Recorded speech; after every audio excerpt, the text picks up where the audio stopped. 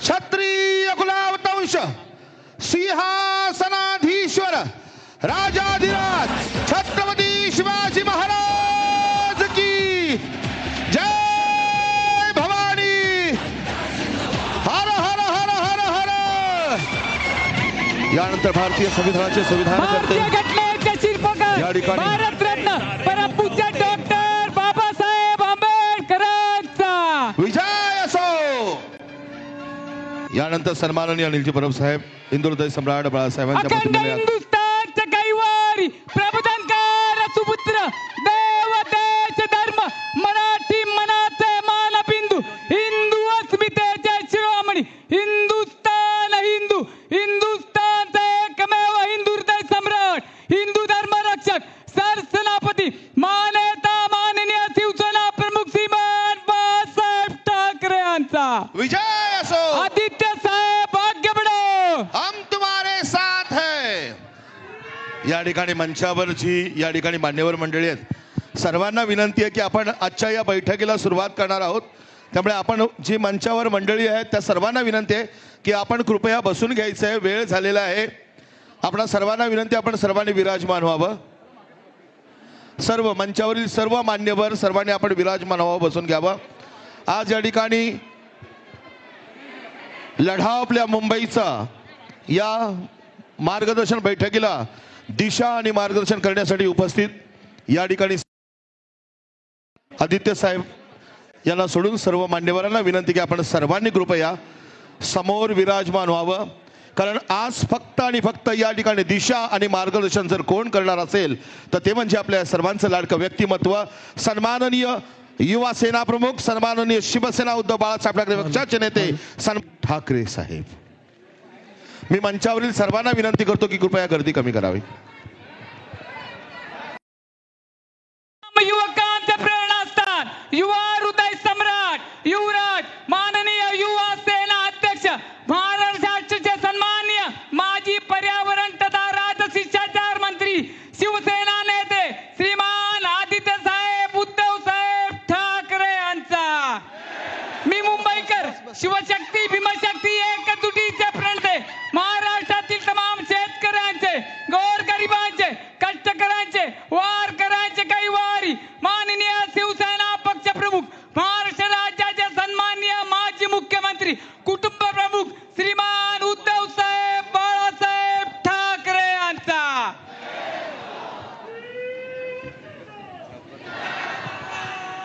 जय महाराष्ट्र। आवाज येतोय का? जरा सगळे फोटोग्राफरनी बसून घ्या।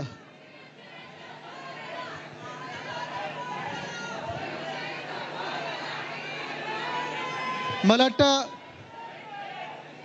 हॉल पूर्ण पॅक झालेला आहे, इथे विंगेत पण खूप लोक आहेत, सगळे आपले बाहेर पण आहे। स्पॉटलाइट दिसतोय ना मी? आता दिसतोय का? प्रेझेंटेशन द्यायचंय म्हणून जरा फ्लॅश बंद करा प्लीज सगळ्यांनी। ठीक आहे, मागे प्रेझेंटेशन येणार आहे म्हणून स्पॉटलाइट नाहीये।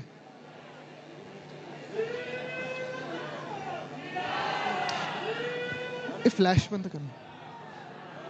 आज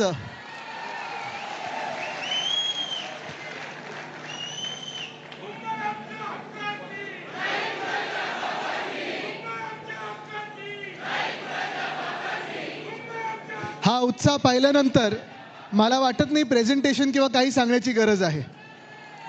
आज योगायोगाने महाराजांच्या राज्याभिषेकाची तिथीप्रमाणे आज आपण राज्याभिषेक दिन साजरा करत आहोत, पण आज ह्याच महाराष्ट्रावर आपल्याच मुंबईवर एक संकट मोठं आपल्या दारी येऊन थांबलेलं आहे।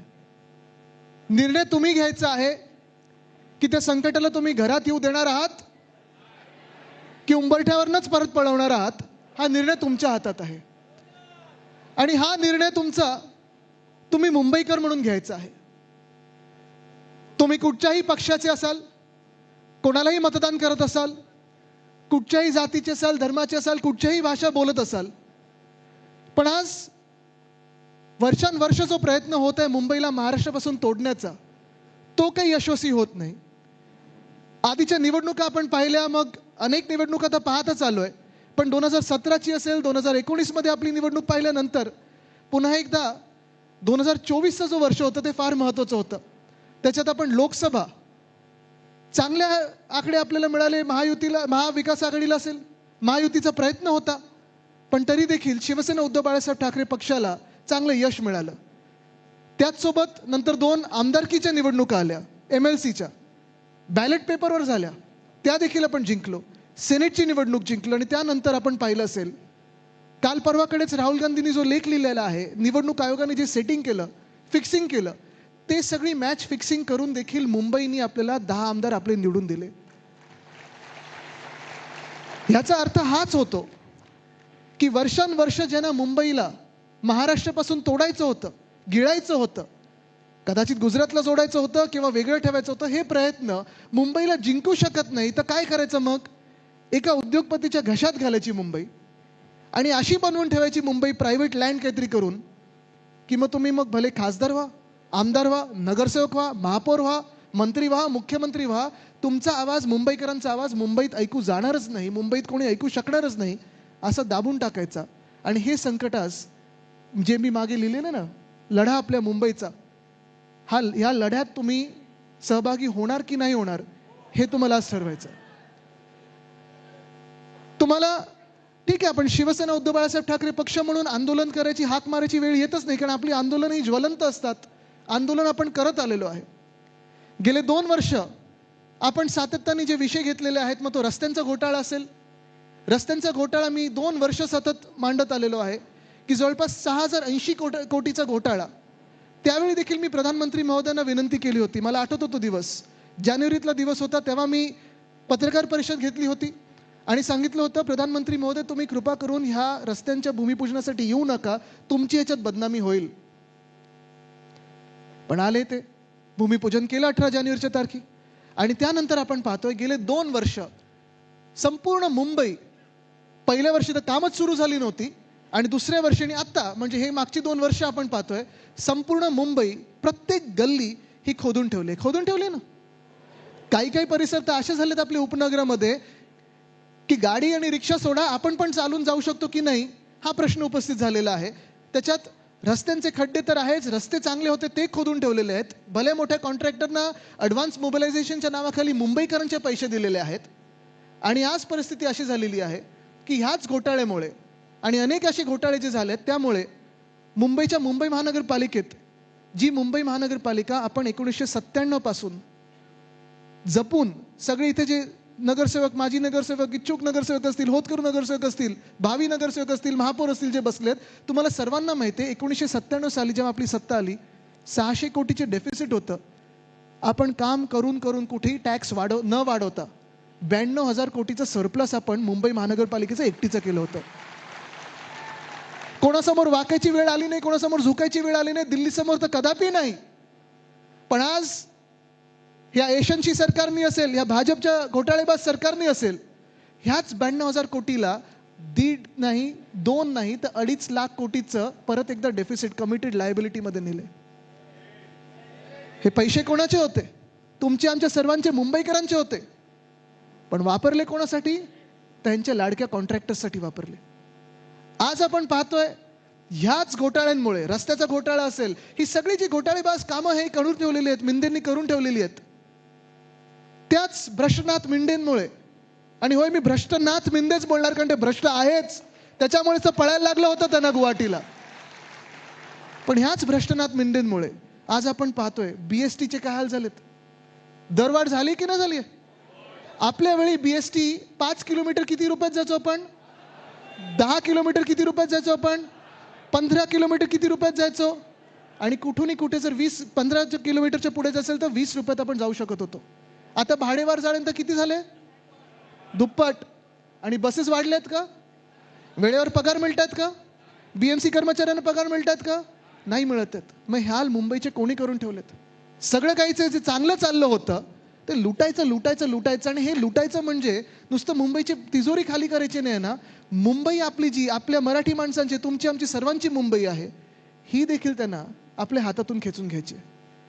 इथे मी 4-5 स्लाइडचं प्रेझेंटेशन आणले, कारण जेव्हा आपण धारावीबद्दल बोलतो तेव्हा ठीक आहे, आपण अदानीच्या घशात घालायची नाही. हे कशासाठी, कोणासाठी आपण लढत आहोत, का म्हणून आपण लढत आहोत.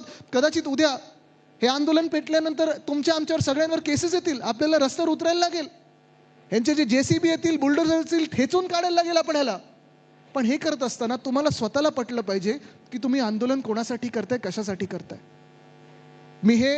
जसं मी 2 वर्षाच्या रस्त्याच्या घोटाळ्याचं सांगितलं, आणि बघा प्रत्येक पाऊल जे आपण पुढे टाकतोय कुठे ना कुठेतरी वरतून देव बघत आहे, शिवराय बघत आहेत, माझे आजोबा बघत आहेत आणि आपल्याला यशस्वी ठरवत आहेत. कारण तसंच मागच्या वर्षी ऑक्टोबरमध्ये 3 ऑक्टोबरला मी पत्रकार परिषद घेतली होती आणि गायमुख ते ठाणा ते बोरिवली जे टनल होतं आणि उन्नत मार्ग जो होता त्याच्याबद्दल मी पत्रकार परिषद घेतली होती की हा घोटाळा आहे.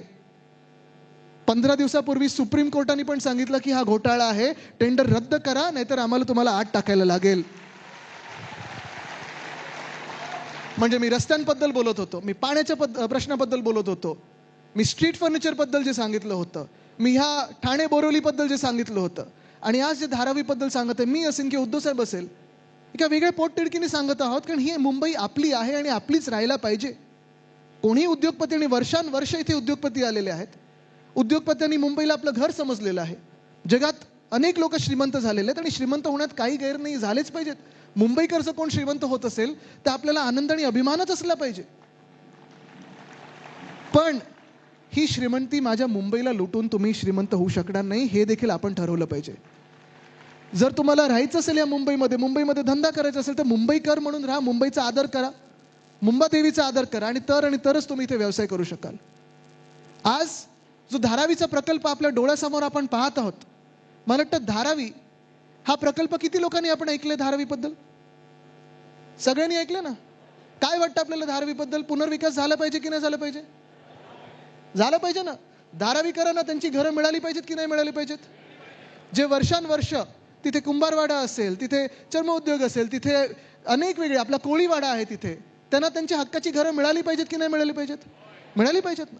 आणि म्हणून हा धारावीचा जो पुनर्विकासाचा प्रकल्प आहे, हा प्रकल्प आपल्या वेळी देखील आपण ह्याला चालना देत होतो. हे जे बोलतात ना, खोटं बोलतात. आपल्या वेळी हे टेंडर निघालं नव्हतं. हे टेंडरची जर तुम्ही तारीख बघाल तर ऑक्टोबर 2022 पर्यंत आहे. ऑक्टोबर 2022 मध्ये कोणाचं सरकार होतं?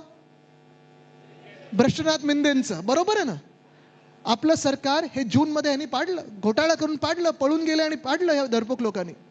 पण हेच आपला हेतू होता की धारावीकरांना त्यांच्या हक्काचं घर त्यांना मिळालंच पाहिजे. किती वर्ष ते झोपडपट्टीमध्ये राहणार किंवा ज्या परिस्थितीत आहे त्या परिस्थितीमध्ये राहणार.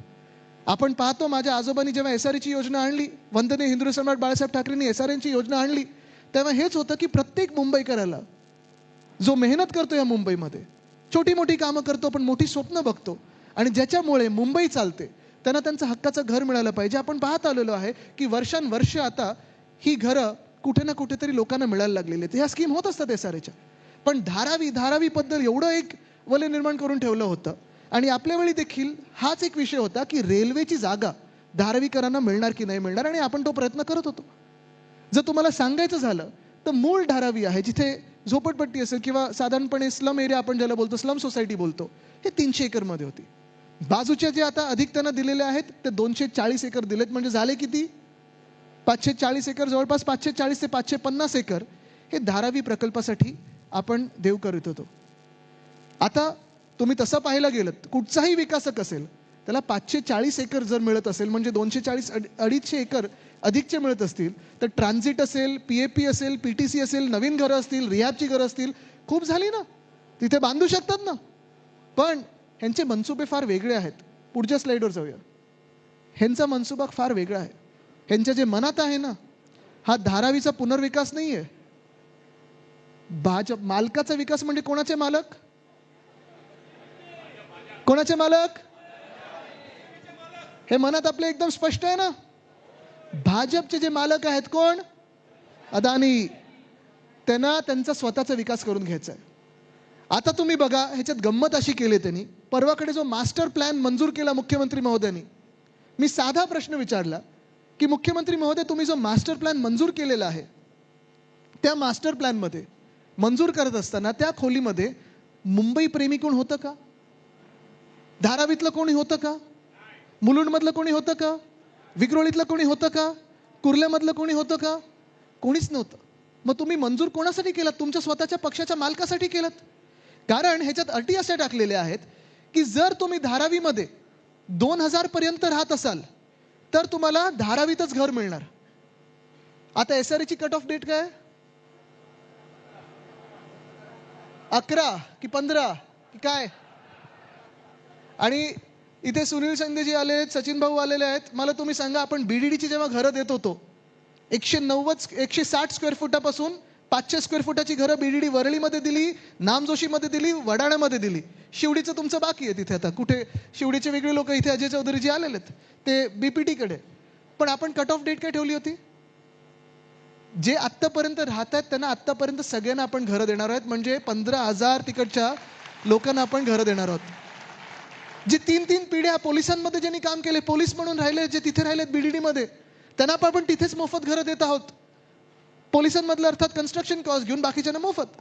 पण तुम्ही मला सांगा, जर हे आपण BDDच्या त्या ठराविक घरांसाठी करू शकत असू तर 500-550 एकर जर तुमच्या हातात येत आहेत, धारावीसारखी तुम्हाला जागा मिळत आहे BKCच्या बरोबर बाजूला, तर 2000 पर्यंतच धारावीचे पात्र झाले, बाकी सगळे अपात्र. हे योग्य आहे? तुम्हाला मान्य आहे? धारावीमध्ये पण जे लोक मेहनत करतात, पोटावर आपण पाहतो सगळे पोटापाणीसाठी जेवढी मेहनत करतात, दिवस रात्र मेहनत करतात. मी स्वतः कोविडच्या वेळी पाहिलेलं तिथे कोण कोण राहतं, कोण कोण तिथे कामं करतात, कशी कामं करतात. ह्या लोकांनी अनेक व्यवसाय इथे मोठे करण्याचा प्रयत्न केलेला आहे. प्रत्येकाला त्यांचं एक मदत मिळते.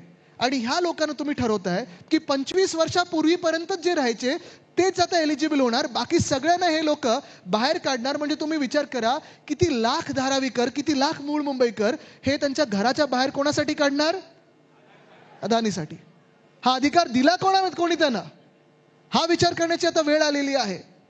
मग त्यांनी काय ठरवलं? 2011 पर्यंत जे लोक आहेत त्यांना बाहेर जे अदानी ट्रान्झिट बांधणार, म्हणजे कुठे? मुलुंडमध्ये, घाटकोपरमध्ये, देवनारमध्ये, कुर्ल्यामध्ये. आजच ते देवनार डम्पिंग ग्राउंड आलं ना, काय सांगितलं सुप्रीम कोर्टाने?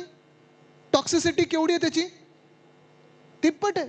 म्हणजे जिथे तुम्ही एक उदाहरण पहा, गोराईचं जे डम्पिंग ग्राउंड होतं, किशोरीताई, श्रद्धाताई तुम्ही इथे बसल्यात, महापौर दोघी राहिलेल्या आहेत. गोराईमध्ये जे डम्पिंग ग्राउंड होतं एशियाचं सगळ्यात मोठं होतं. त्याला आपलं सरकार असताना आपण वरती कव्हर केलं छान आणि मोठं गार्डन बनवलं, ग्राउंड बनवलं, लोकांसाठी आपण केलं होतं. पण इथे देवनारसाठी ते काय करणार आहेत?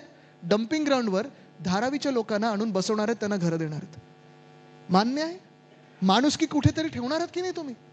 पण हे सगळं होत असताना आता बघूया ह्यांचा पुनर्विकास. जे बोलतात ना की आम्ही 2000 पर्यंत धारावीमध्ये घरं देऊ, 2011 पर्यंत अदानी जे बनवेल तिथे बाजूला, म्हणजे तुमच्या वेगळ्या वेगळ्या एरियाजमध्ये घरं देऊ. आणि त्याच्याही पुढे 2011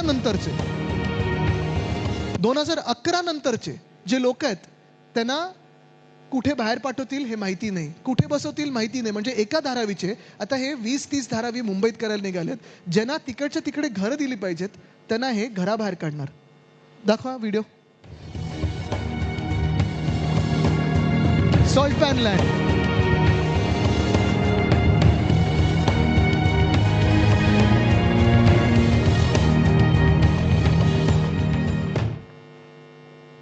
ही सॉल्ट पॅन लँड दिसते ना, परवाकडे मास्टर प्लॅन मध्ये मी 2-3 नावं वाचली. आर्थर सॉल्ट वर्क्स, हे भांडूपचं, आणि इथे पुढे कांजूरमार्गचं, इथे थोडं आहे भांडूप मुलुंडचं.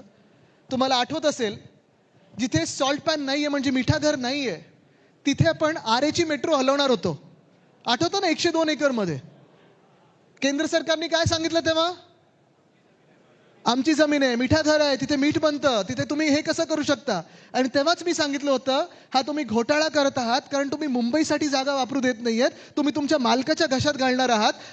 तेव्हा जे मी बोललो होतो 2021 साली 22 साली, ते आज खरं ठरत आहे. ह्याच आर्थर सॉल्ट वर्क्स हे खरं सॉल्ट वर्क्स आहे, त्याच्यावरती आपण जागा देत होतो. आर्थर जेन्किन्स जे सॉल्ट वर्क्स आहे ते खरोखर मिठागर होतं. पण ते पण अफोर्डेबल हाऊसिंग असेल किंवा धारावीच्या नावाखालती देणार कोणाच्या घशात? अदानी. मिठागर जी आहेत ती देणार कोणाच्या घशात? जे आपण मिठागर नव्हतं आपण कारशेडसाठी वापरणार होतो, आरेचं जंगल वाचवत होतो, ते कोणाच्या घशात? अदानी. मग राहिलं काय? पुढचं बघू. ठीक आहे, हे तुम्ही आंदोलन केलेलं आहे मला वाटतं सगळं. पुढची स्लाइड घ्या. आता हे बघा, हे कोण आहेत?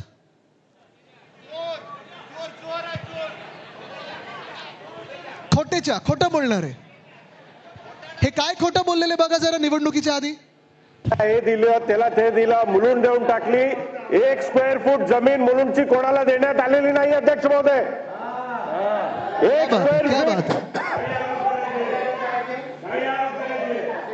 हे रेकॉर्ड वरनं काढा, कारण आमच्या गावात काय हे उद्रेक मचवायचा.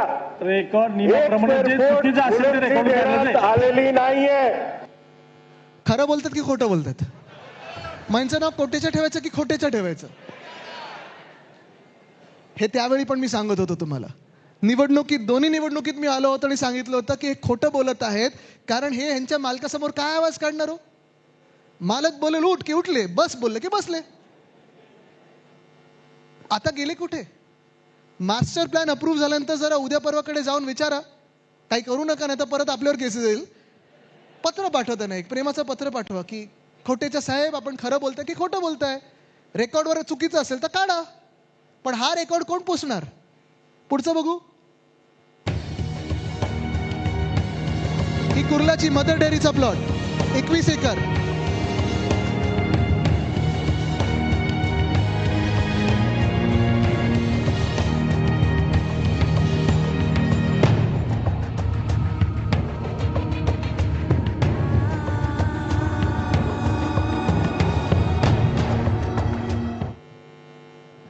आता पुढे कोण काय खोटं बोललं जरा बघा. हे आपण आंदोलन केलेलं, हे सगळे तिकडचे स्थानिक लोक आहेत, ती स्थानिक एक NGO देखील आहे. मला माहित नाही आज आलेत की नाही आलेत, त्यांना सगळ्यांना आपण निमंत्रण पाठवलं होतं. आलेत कुठे? हा बघा इथे. ह्या लोकांनी तिथे पहिला आवाज केला की मदर डेअरीचा जो प्लॉट आहे तिथे बॉटॅनिकल गार्डन बनवा, लोकांसाठी मोकळी जागा करा, मोकळा श्वास घेण्यासाठी काहीतरी करा. पण तिथे काय करणार? ते कोणाच्या घशात टाकणार आहेत? आणि ह्यांचे जे मालक आहेत भ्रष्टनाथ, ते बोलू शकणार आहेत काही? बघा हे काय बोलतात ते. परवाच त्या ठिकाणी शासन निर्णय झाला आणि धारावीमधल्या काही प्रकल्पग्रस्त जे लोक आहेत, रहिवासी आहेत, तर त्यांचं पुनर्वसन या ठिकाणी केलं जाणार आहे. अशा प्रकारचा हा GR होता. आणि मी तर गेल्या 3 वर्षापासून पाठपुरावा करतोय की या ठिकाणी बॉटॅनिकल गुवाहाटीला जाऊन आणि क्रीडा संकुल व्हावं. आणि त्या दृष्टीने माननीय मुख्यमंत्र्यांनी सुद्धा सकारात्मकता दाखवली होती, त्यांनी घोषणाही केली होती, मला शब्दही त्यांनी दिलेला आहे. आणि त्याच्यावेळी निश्चितपणाने मला आशा आहे की माननीय मुख्यमंत्री पुन्हा एकदा माझ्या या विनंतीस मान देतील, आमच्या कुर्लवासियांचं ऐकतील. आणि आता उपमुख्यमंत्री झालेत. जरा विचार आहे ना, शब्दाला मान दिला होता का? गुवाहाटीला पळून गेले होते त्यांच्यासोबत त्यांना. हे लोक जाणार कुठे? त्यांना उत्तर तर द्यायला लागणार आहे, तुम्हाला द्यायला लागणार आहे. तुम्ही प्रश्न जेव्हा विचाराल तेव्हा हे उत्तर देऊ शकतील का? आज जे पत्रकार परिषदेतून तुम्ही उद्या प्रश्न विचारा त्यांना, कारण आपण पत्रकारांनाच यांनी सांगितले ना. एकाने विधान भवनात सांगितलेलं आहे, दुसऱ्याने बाहेर सांगितलेलं आहे. पण पुन्हा एकदा मी तुम्हाला ह्याच गोष्टी आणतोय की हे सगळे जे सत्ताधारी लोक आहेत, जे आपल्या डोक्यावर बसलेले आहेत निवडणूक आयोगाच्या घोटाळ्यामुळे, ह्यांनी आपल्यामध्ये निर्लज्जपणे येऊन सांगितलं होतं की ही जागा आम्ही PTC किंवा PAP ला देणार नाही. पण आज काय होतंय? मदर डेअरीचा प्लॉट दिला ना त्यांना. मला तुम्ही सांगा, आज मुंबईत तुम्ही सगळे किती वर्ष राहताय हो? जन्मापासून राहताय ना. चला एक काम करू, उद्या आपण मंत्रालयात जाऊ आणि मुख्यमंत्री महोदयांना सांगू की आम्ही जन्मापासून मुंबईकर आहोत, आम्हाला बाकी अदानी एवढी जागा नकोय, आम्हाला 1 स्क्वेअर फूट जागा मुंबईमध्ये फुकटात द्या. मिळणार आहे? मिळणार आहे? ज्या सवलती तुम्ही अदानीला देताय तेवढं आम्हाला 1 स्क्वेअर फुटासाठी द्या. मिळणार आहे? मग ज्या सवलती अदानीला मिळत आहेत ते माझ्या मुंबईकरांना का नाही? जे हक्क, जे अधिकार अदानीला मिळत आहेत ते माझ्या मुंबईकरांना का नाही? जे काही फुकटात सगळं मिळत आहे ते माझ्या मुंबईकरांना का नाही? मुंबईकरांवर कर. म्हणजे एका बाजूला आपण पाहत आहोत, उद्धव साहेब मुख्यमंत्री असताना प्रॉपर्टी टॅक्स, मालमत्ता कर हा 500 स्क्वेअर फुटांच्या घरापर्यंत आपण रद्द केलेला होता. ते करून दाखवलं आपण काम. ह्याला बोलतात मुंबईवर प्रेम. आणि दुसऱ्या बाजूला भाजप आल्या प्रॉपर्टी टॅक्स वाढवला ना. कोणी वाढवला? भाजप. BSC ची भाडेवाढ केली ना, कोणी केलं? पण फुकटात कोणाला मिळतंय? अदानी. पुढचं काय आहे? अक्सा बीच, हे देवनार डम्पिंग ग्राउंड, हे असं आहे आत्ता. ह्या डम्पिंग ग्राउंडसाठी देखील हा सगळा जो कचरा आहे हा लेगसी वेस्ट बोलतात त्याला, वर्षानुवर्षाचा कचरा आहे. जसं गोराईमध्ये आपण केलं होतं. खरं तर ह्याच्यावर हे सगळं ट्रीटमेंट करून ह्याची मोकळी जागा केली पाहिजे, ओपन स्पेस केली पाहिजे, जंगलासारखं केलं पाहिजे, अर्बन फॉरेस्ट केलं पाहिजे. माहीम नेचर पार्क आहे, ज्याला आपण सलीम अली बर्ड पार्क हे नाव दिलं होतं खूप वर्षापूर्वी, तसंच या जागेचं पण झालं पाहिजे. पण इथे ही ट्रीटमेंट न करता ह्याच्यावर देखील धारावीतून आणून लोकांना घर देणार आहेत. माणुसकी गेली कुठे? आज प्रश्न हा पडतोय की ह्याच्यासाठी देखील ही जागा, माझ्याकडे पत्र देखील आहे. जेव्हा अदानी समूह, अदानी म्हणजे मी एका व्यक्तीबद्दल बोलत नाही, जेव्हा मी अदानी बोलतो पूर्ण त्यांचा ग्रुपबद्दल बोलतो. कारण वैयक्तिक भांडण कोणावरही नाहीये. पण मुंबईवर आलात तुम्ही तर आम्ही लढणार आणि लढणारे जिंकणार. पण ह्या जागेसाठी जेव्हा अदानींनी मागणी केली होती, मुंबई महानगरपालिकेने स्पष्टपणे लिहिलं होतं की ही जागा आम्हाला गरजेची आहे. सॉलिड वेस्ट मॅनेजमेंट म्हणजे कचरा सगळे आपण विलगीकरण जे करतो ते डम्पिंगसाठी गरजेची आहे, अजून ट्रीटमेंट बाकी आहे, आम्ही ही जागा देऊ शकत नाही. तरी अदानी समूहाने सरकार वापरून, सत्ता वापरून ती जागा ढापली तर ढापली. त्यानंतर आता परत त्यांनी सांगितलेलं आहे की नाही, आता जागा ही स्वच्छ करून पाहिजे. ही जागा स्वच्छ करून कोण देणार? मुंबई महानगरपालिका. किती खर्च येणार? 3,000 कोटी. पैसे भरणार कोण? मुंबईकर. म्हणजे कर. आत्ता जो ज्याला मी विरोध केला होता, कचरा कर, वेस्ट मॅनेजमेंट युजर फी, हे मागचं जरा आवाज थोडं शांत व्हायला. वेस्ट मॅनेजमेंट फी म्हणजे तुमचा कचरा उचलायला देखील. मला तुम्ही सांगा किशोरीताई, वर्षानुवर्ष श्रद्धा ते तुम्ही देखील महापौर राहिलेत, कधीही तुम्ही महापौर म्हणून मुंबईकरांवर कचरा कर लावला होता का? इथे माजी नगरसेवक किती, जरा हात वरती करा बघा केवढ्यात. आता तुम्ही मला सांगा, तुम्ही अनेक वर्ष ने, आता अजून पुढची बॅच यायची आपली, ती फार मोठी असेल.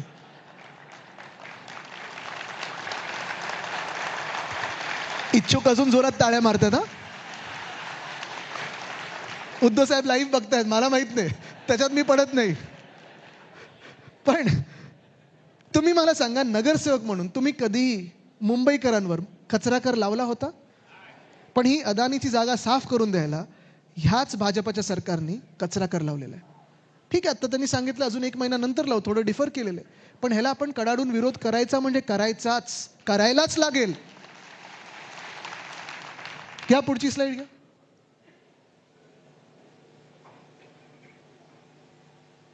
ह्याचं उत्तर मला तुमच्याकडून पाहिजे.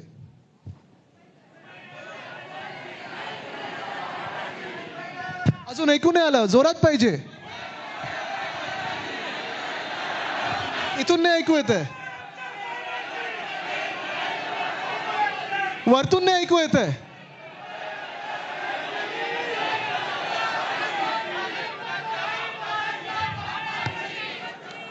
ह्याच्यावर मी काही बोलणं गरजेचं आहे का? घ्या पुढची स्लाइड.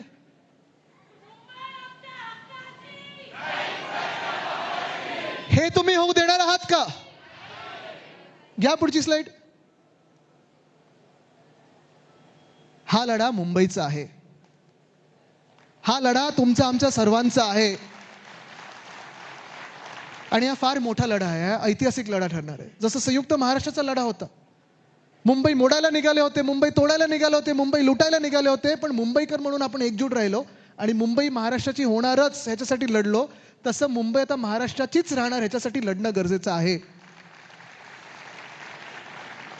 आणि ही काय खोटी भीती दाखवत नाही मी, हे ते व्हॉट्सअप युनिव्हर्सिटी सारखं सांगत नाही मी, हे खरं आहे.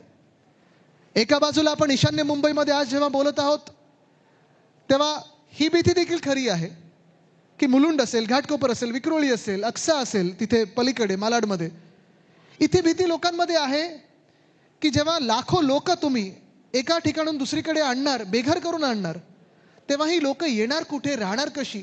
आत्ता पण मी येत होतो, हायवेवरनं आत टर्न मारल्यानंतर 20 मिनिटं आपली अशीच जातात. ट्रॅफिकमध्ये तुम्हाला तासोन तास तिथे घालवायला लागतात. कुठे 1 लेनचा रस्ता आहे, कुठे 2 लेनचा रस्ता आहे, कुठे उतरल्यानंतर तुमच्या वरतून गाडी जाते की खालतून रिक्षा जाते हे कळत नाही.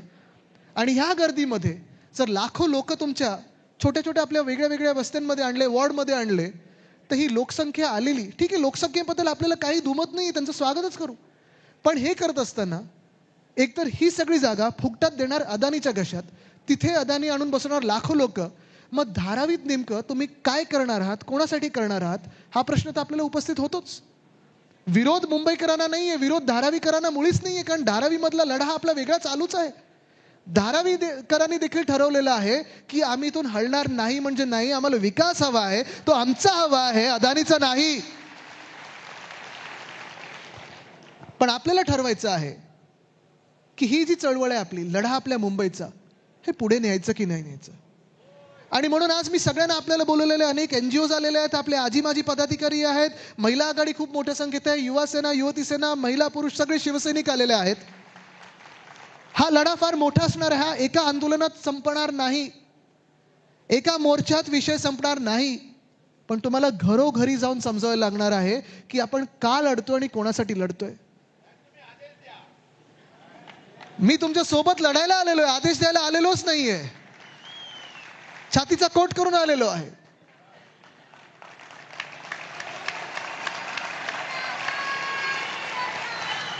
हा लढा आपल्याला लढायलाच लागणार, तो आपल्या मुंबईसाठी लढायला लागणार, आपल्या महाराष्ट्रासाठी लढायला लागणार.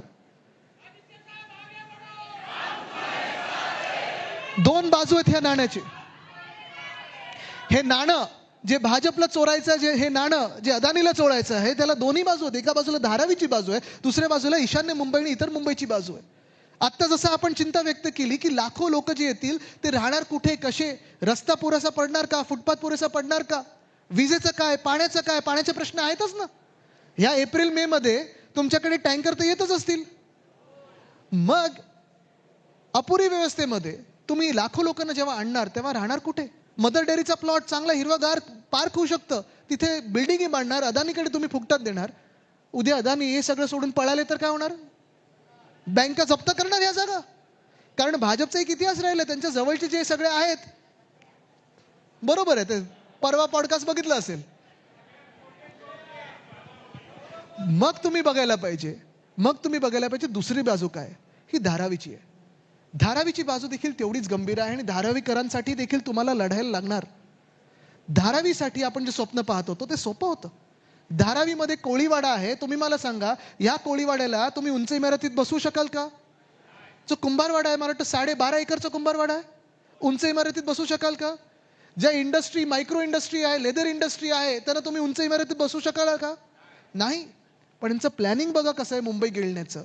जिथे धारावी आहे त्याच्या बाजूला आपलं BKC, तिथेच आम्ही राहतो. BKC मध्ये फुकटात त्यांनी जागा दिली, ती कोणाला दिली आहे, बुलेट ट्रेन. त्या बुलेट ट्रेन मधून लोक बसून जाणार कुठे.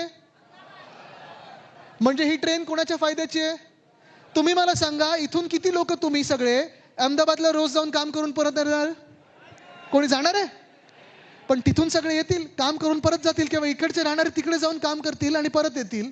पण मूळ गोष्ट ही आहे की ही बुलेट ट्रेन मुंबईच्या फायद्याची आहे का, महाराष्ट्राच्या हिताची आहे का. का नाही मुंबई दिल्ली केली, का नाही मुंबई नागपूर केली, का नाही मुंबई छत्रपती संभाजीनगर केली, का नाही मुंबई पुणे केली. पण हे करत असताना बरोबर BKCच्या बाजूला बुलेट ट्रेन, BKC मध्येच तिथे धारावी.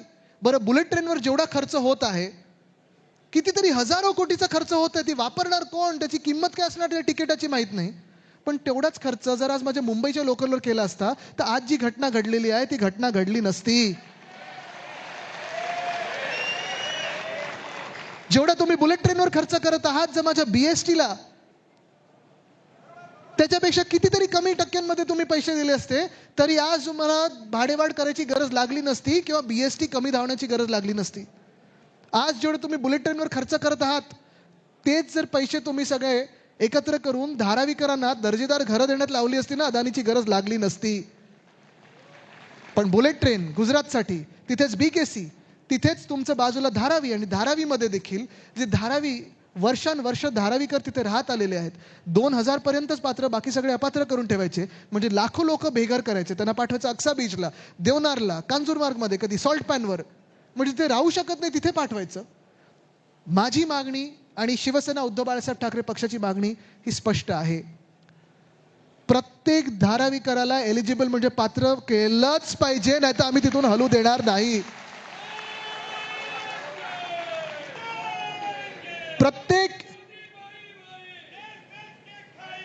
प्रत्येक धारावीकराला तुम्ही 500 स्क्वेअर फुटाचं घर हे दिलंच पाहिजे, हा त्यांचा अधिकार आहे. आणि धारावीत फक्त काही अदानीचं नाही, तर धारावीमध्ये जी धारावी बीकेसीच्या बाजूला आहे, होय तिथे आम्ही मागणी करत आहोत, जी गिफ्ट सिटी तुम्ही मुंबईपासून खेचली आणि गुजरातमध्ये नेली, त्या गिफ्ट सिटीचा दर्जा पुन्हा एकदा आमच्या बीकेसी आणि धारावीला द्या, मुंबईला द्या, तरच हे धारावीचा प्रोजेक्ट आम्ही पुढे जाऊ देऊ. त्याच धारावीमध्ये माझ्या पोलीसवाल्यांना घरं द्या, जी रिटायर्ड होतील त्यांना घरं द्या, बीएमसीचे कर्मचारी असतील, शासकीय कर्मचारी असतील त्यांना घरं द्या. मुंबईकरांसाठी धारावी पाहिजे, धारावीकरांसाठी धारावी पाहिजे. अदानीचा विकास ठीक आहे, जर तुम्ही धारावीचं नीट करत असाल मान्य आहे, सोबत राहू. पण जर मुंबई लुटायची असेल तुम्हाला, तर फक्त लढा आपल्या मुंबईचा नाही, तुम्हाला आम्ही धडा मुंबईचा काय आहे हे शिकवल्याशिवाय थांबणार नाही. ही आज शपथ आपण छत्रपती शिवरायांची घेतली पाहिजे. आणि म्हणून मी तुम्हाला आज पुन्हा एकदा विचारत आहे, हे सगळं प्रेझेंटेशन झाल्यानंतर, हा लढा काही एका पक्षाचा नाहीये, हा लढा काही एका भाषेचा नाहीये, हा लढा एका धर्माचा नाही, जातीचा नाहीये, हा लढा मुंबईचा आहे. तुम्ही सोबत आहात की नाही? जे पक्ष सोडून जात असतील, मग स्वार्थासाठी असेल, पक्षासाठी असेल, पदासाठी असेल, एक त्यांना फोन करा दिवसामध्ये आणि सांगा ठीक आहे तुम्ही गेलात ना गुलामांकडे, त्यांच्या जा तिथे निश्चितपणे गुलाम बना, पण हे लक्षात ठेवा तुम्हाला आरशासमोर उभं राहून उत्तर द्यायला लागेल आणि तुमच्या पुढच्या पिढीसमोर उत्तर द्यायला लागेल की अदानीला माझी मुंबई का विकली, काय ह्या मराठी माणसाला तुम्ही मुंबई बाहेर करण्याचं आज षडयंत्र करत आहात. हे जे तुम्हाला दाखवलेलं आहे मी, हे सगळं सत्य आहे, पण तुम्हाला हे पटलं आहे की नाही आज प्रश्न तुम्हाला विचारायला आलोय. तुम्हाला आमिष दाखवली जातील, तुम्हाला धमकवलं जाईल, तुम्हाला सगळं काही प्रयत्न केले जातील की ह्या लढ्यात तुम्ही उतरावं नाही, म्हणून तुम्ही ठरवायचं आहे या लढ्यात, या इतिहासामध्ये तुमच्या नावाची नोंद तुम्ही करून घेणार आहात की नाही, सैनिक म्हणून करून घेणार आहात की नाही, हे तुम्ही ठरवायचं आहे. जसं मी सांगितलं, दोन्ही बाजू आहेत ह्या नाण्याला, एक ईशान्य मुंबई आणि बाकीच्या मुंबईचं आहे की आमच्याकडे एवढी लोक आली तर बसणार कुठे. आणि दुसरा प्रश्न हा धारावीकरांचा आहेच की आम्ही घर सोडून जायचं तर का जायचं, ह्यांच्या विकासासाठी. लढा फार महत्वाचा असणार आहे, मोठा असणार आहे. प्रत्येक विभाग आपला आपला जे आंदोलन आहे घरोघरी नेण्याचं काम करणार आहे. तुम्ही सगळे या आंदोलनात सहभागी होणार का? तुम्ही सगळे ह्या लढ्यात लढाईला तयार आहात का? जिंकायला तयार आहात का? छातीचा कोट करायला लागेल, कारण तुम्हाला केसेस टाकल्या जातील, सगळं काही होईल, पण मागे हटायचं नाही. पाऊल टाकलं तर त्यांच्या छाताड्यावरच टाकायचं आणि पुढे जायचं, ह्याची तयारी आहे का? आज जसं मी सांगितलं तिथीप्रमाणे शिवराज्याभिषेक दिन आहे. ते स्वराज्य जर आपल्याला गमवायचं नसेल तर तुम्हाला ही लढाई लढावीच लागेल. या लढाईसाठी तयार आहात का? तयार असाल तर दोन्ही हात वरती करून ताकद दाखवा. ताकद आहे, हिम्मत आहे, जिगर आहे. ताकद, हिम्मत, जिगर एक करून जिंकायला तयार आहात का? मग चला ह्या लढाईला आपल्या मुंबईसाठी तयार होऊया. आणि लढाई ही सुरू झालेली आहे. लढवून जिंकायचं म्हणजे जिंकायचंच, ते ह्या मुंबईसाठी, या महाराष्ट्रासाठी आणि छत्रपती शिवरायांसाठी. धन्यवाद. जय हिंद, जय महाराष्ट्र, वंदे मातरम. अरे मुंबई आमच्या हक्काची. सर्वांनी खाली बसायचंय. कृपया आपण सन्मान सोहळा घेतोय आणि काही पक्षप्रवेश या ठिकाणी घेणार आहोत. मी सन्माननीय खासदार संजय दिना पाटील साहेब, सन्माननीय या ठिकाणी मी सन्माननीय आमदार सुनील राऊत साहेबांना विनंती करतो.